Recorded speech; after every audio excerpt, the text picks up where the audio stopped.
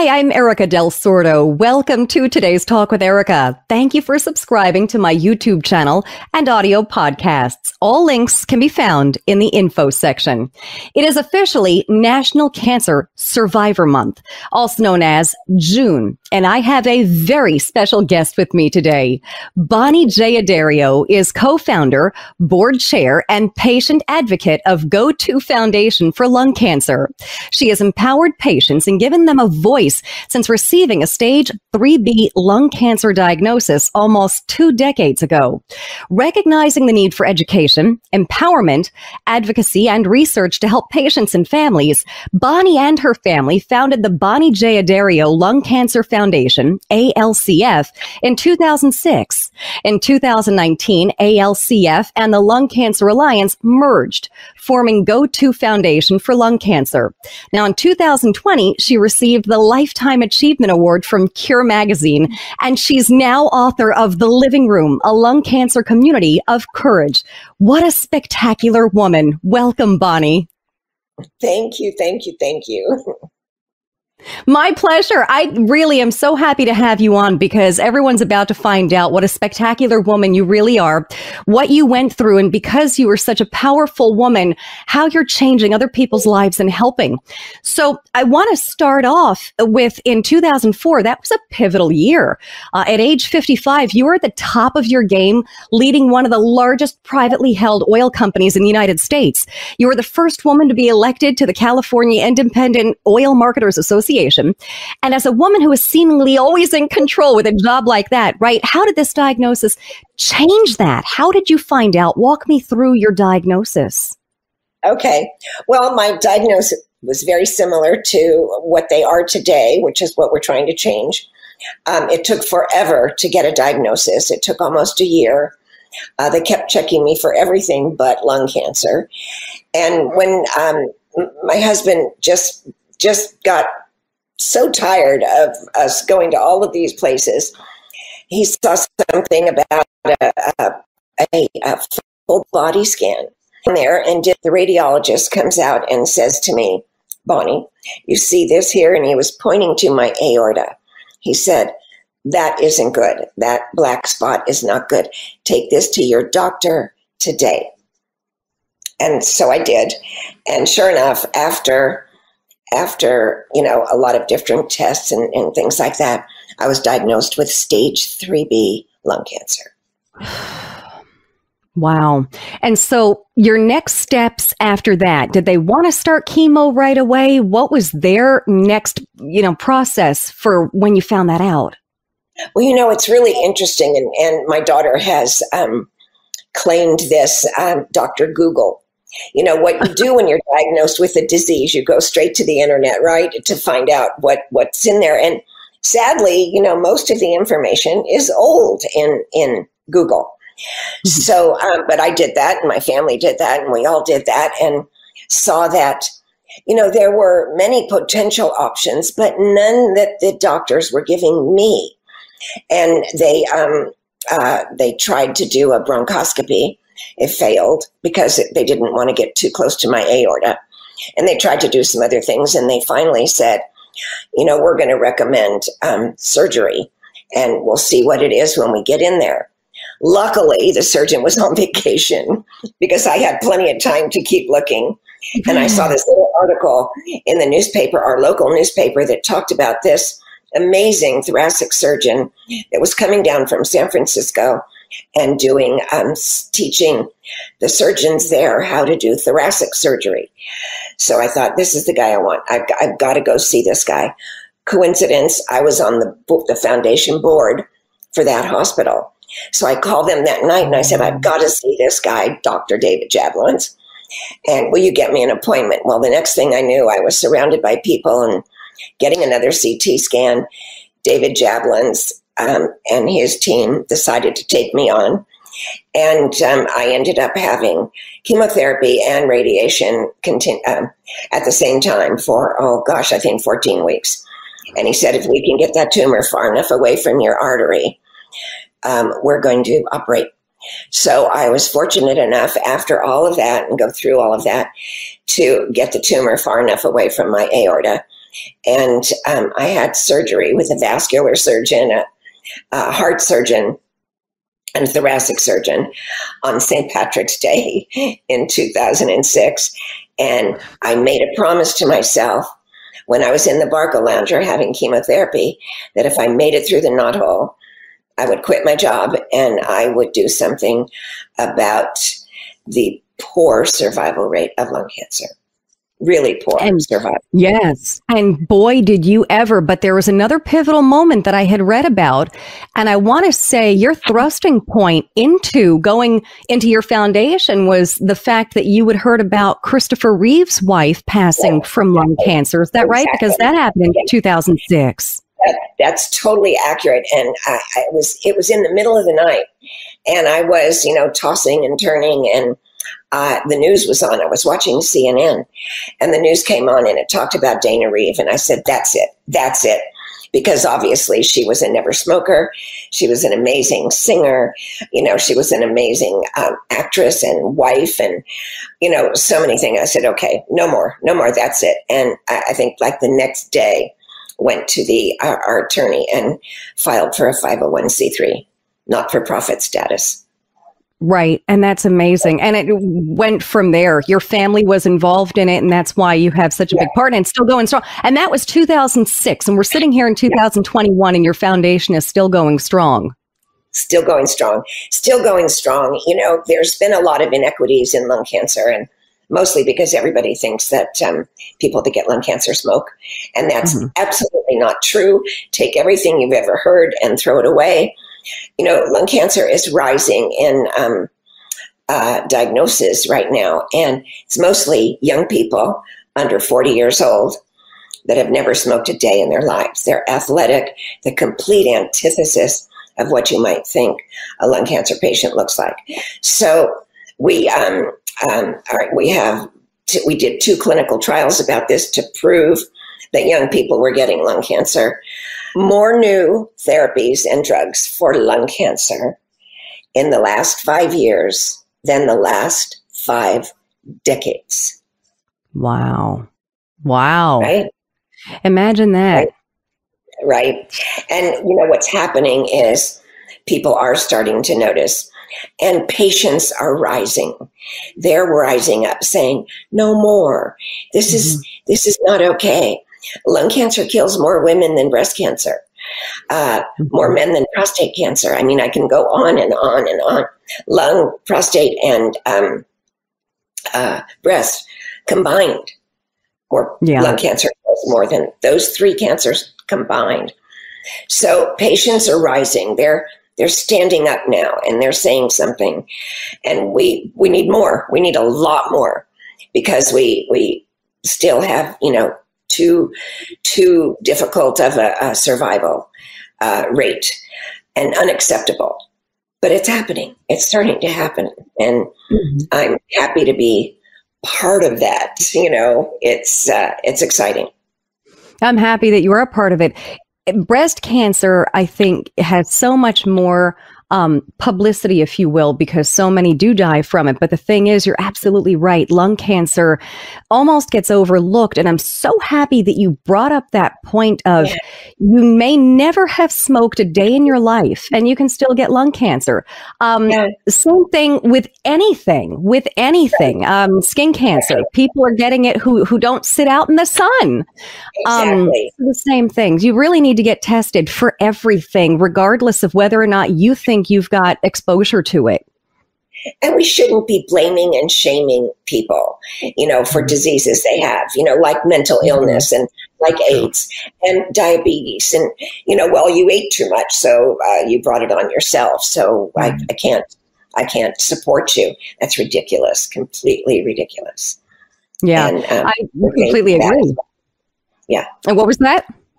I said, we're changing that as well. It's the reason I wrote this book. Yeah. Yes, I'm so happy you brought that up, because I do want to talk about your book. So The Living Room, a lung cancer community of courage. Let's talk about that. What brought that about? How was that born? Okay, you're going to love this. I was invited to a major academic hospital here to talk at their support group. So I was honored and said, sure, I'd love to come. This is several years ago now, almost 10. And so I went and I walked into a room that was gray long folding table, gray folding chairs, gray walls, and no windows. And it wasn't even, the person leading it wasn't a doctor or anybody that really, it was a social worker, God bless her, that knew very little about lung cancer. And I looked around that room and I thought, these people came here to die. You know, there's no hope in this room. There's no hope in this room at all. So I went back to work, and the next day I told my team, and of course I get the eye rolls. I said, we're going to start a new program. And they said, what is that? And I said, we're going to start a support and education meeting for lung cancer patients. They rolled their eyes, but we got to work and we did it. We called it the living room. And the purpose around that was the gray room I was in where nobody was going to live. And we call our educational program the living room. There's so many patients came. We didn't have room to put them all in the room that we were using.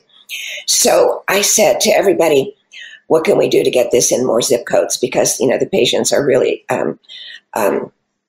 doing well because of this. So one girl who loves at night to interview politicians said, well, we'll bring in the local TV station and then we'll stream these, you know, through YouTube all over the world.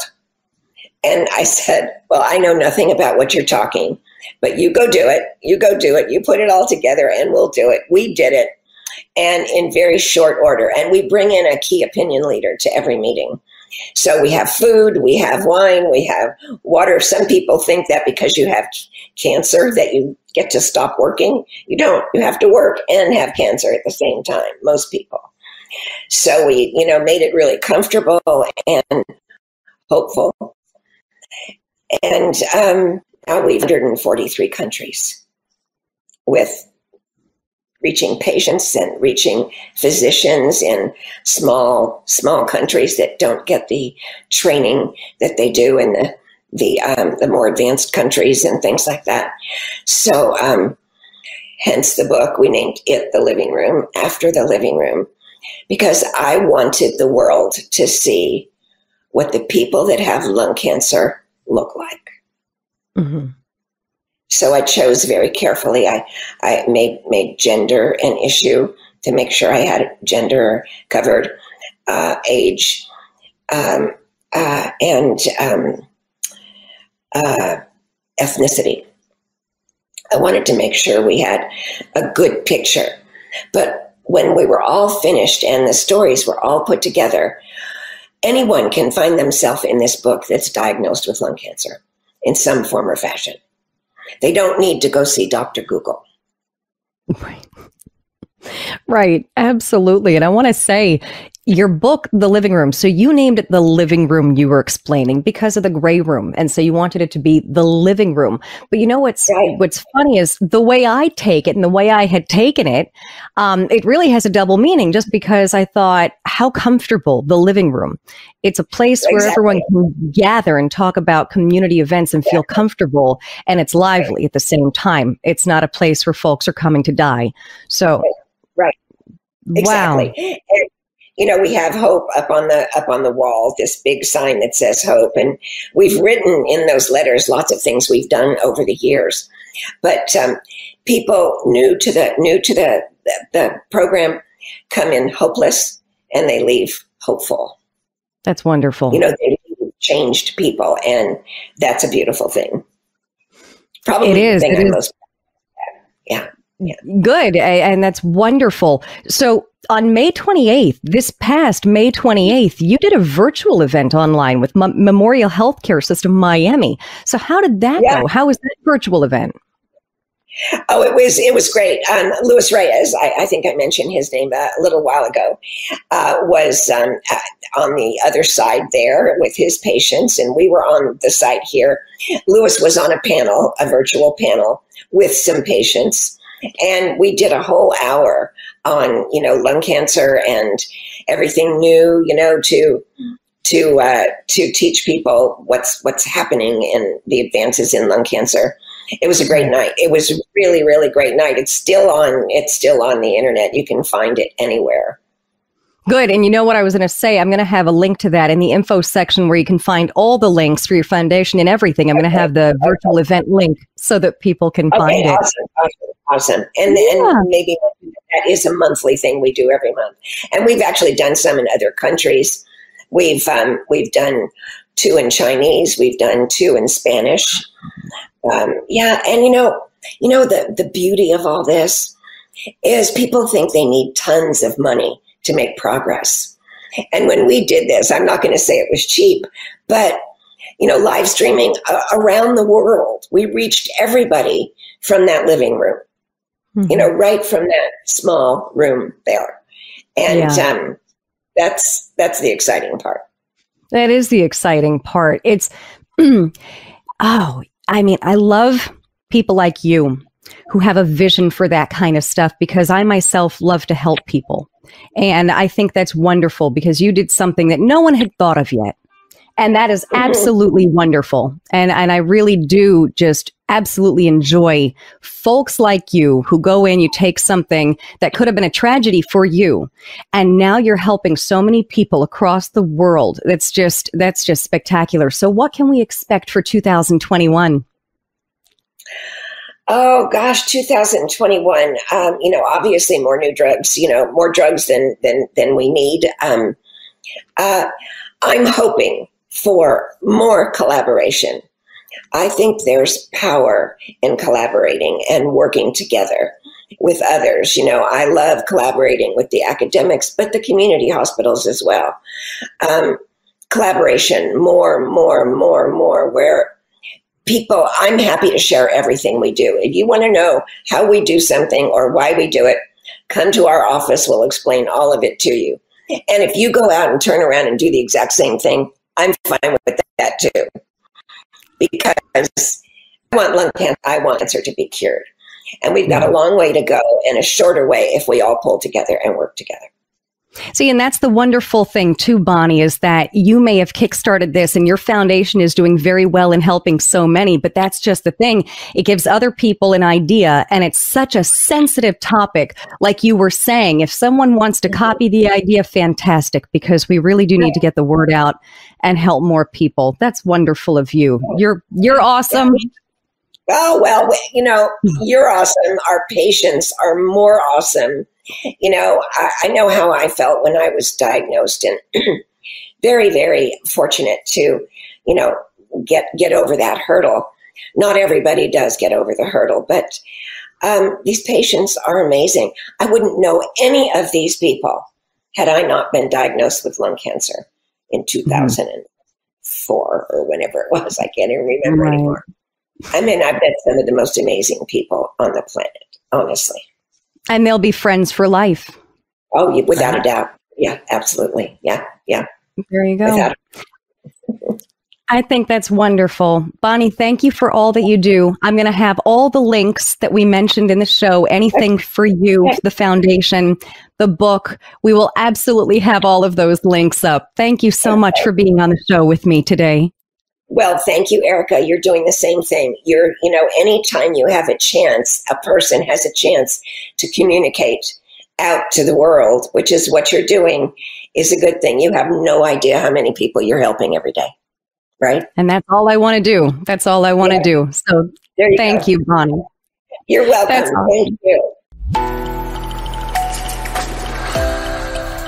Thanks for listening to today's Talk with Erika. Join me next week for another discussion with the experts who help make life easier. Please visit my website, erikadelsordo.com, where you'll find all of my social media platforms and more. And be sure to subscribe to my YouTube channel. Once again, thanks for listening.